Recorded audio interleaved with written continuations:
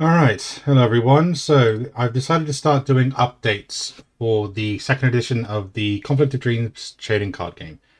So I'm going to cover all the changes that we made over the last fortnight based on the last gaming session we had.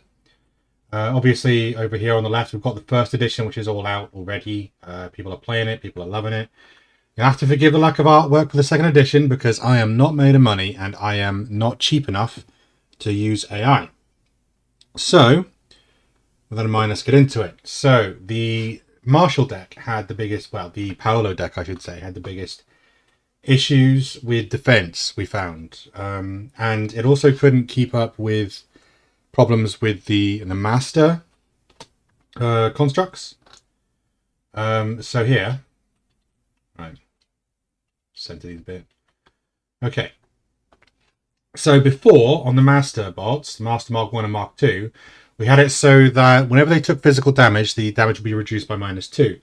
Now, that completely destroyed the daggers and stuff because daggers don't really deal much more than 2 damage, and if they do, it's not enough. So combining that with other stuff in the rest of the mechanical deck, it made it invincible against Paolo.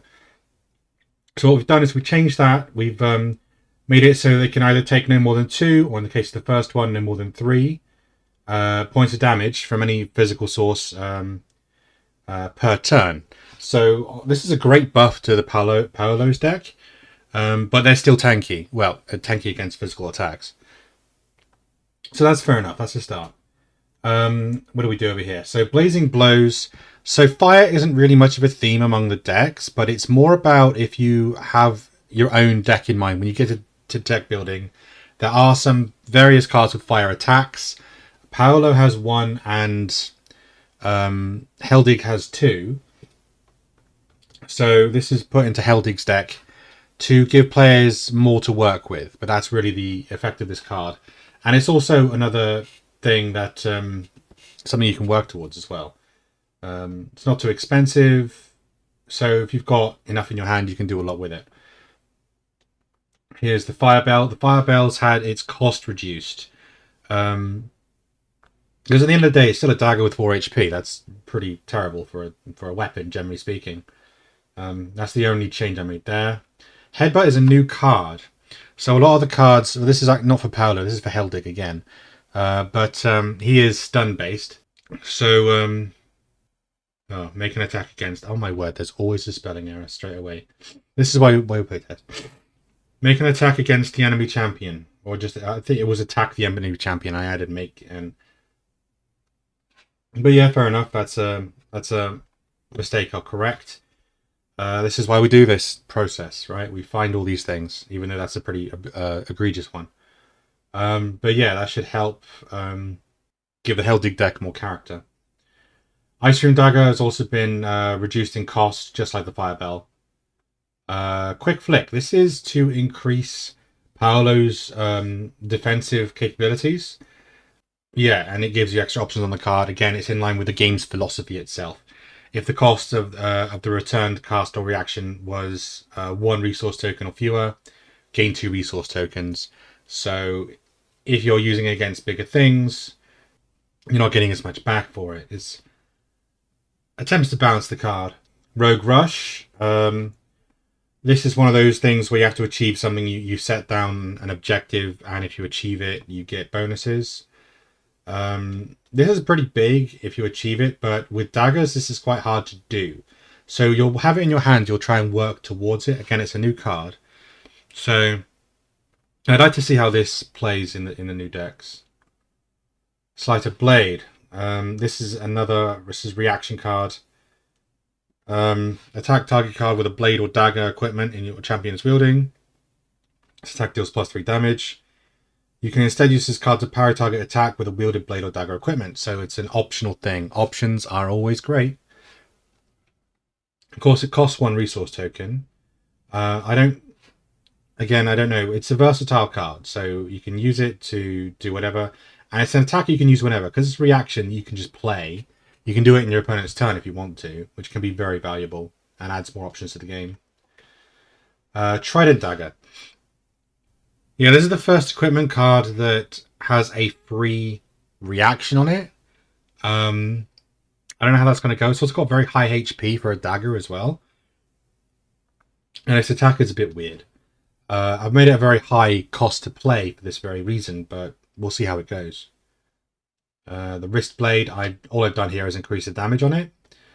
A bit risky, I know, but it's got really low HP. It could amount to a lot of damage on the first turn, even though you can only attack twice. If you had like 3 quick aggressions in your hand on the first turn, theoretically you could do like 15 damage on the first turn, which would be crazy, but it also uses up resources. The game has a way of regulating itself in that way. Over here, I made some changes to the Isbjorn deck to make it more thematic with the ice theme of that, especially for the nature card, and Isbjorn being, of course, the antagonist.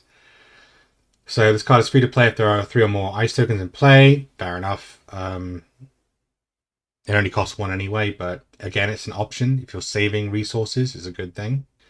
Make an attack for 3. Make an ice attack. Make an ice and attack. Okay. Whoops. Again, this happens, right? I'm not going to be too concerned about it now. What's done is done. I'll change it again in the next fortnight. But this is why we go through this process.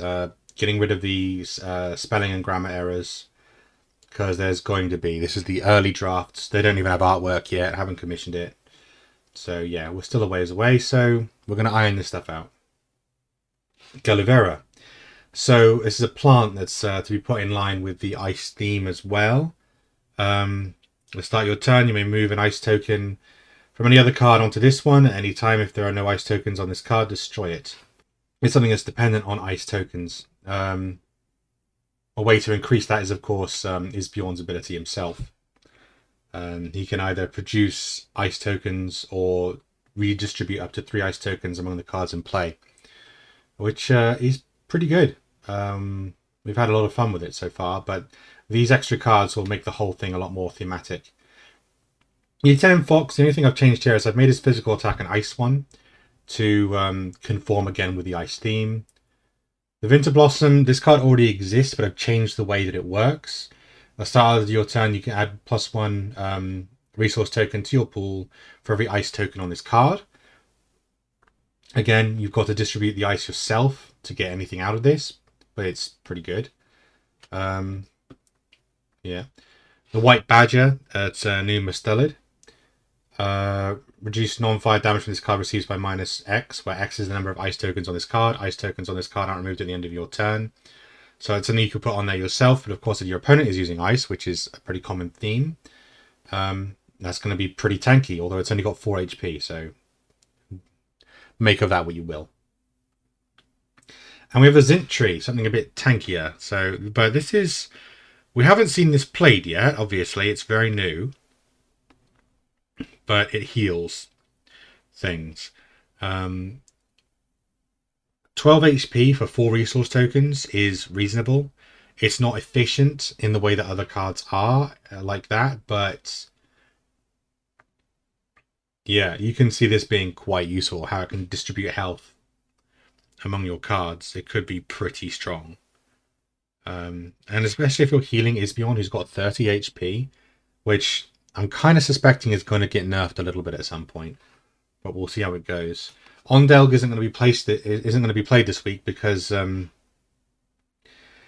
he's out of date. Because the Isbjorn changes to be in line with the books, we changed what was originally going to be the second edition into this, and some cards are hangovers, and because there were too many hangovers, they became redundant in the Ondelg deck. This guy. So we're going to try and fix that. But yeah, that's update number 1 for the second edition of the Conflcit of Dreams. So thank you very much for watching. And join us in some games if you like. Join the Discord. Links below. Join the newsletter if you want to know about the Kickstarter. Thank you very much, and I'll see you next time.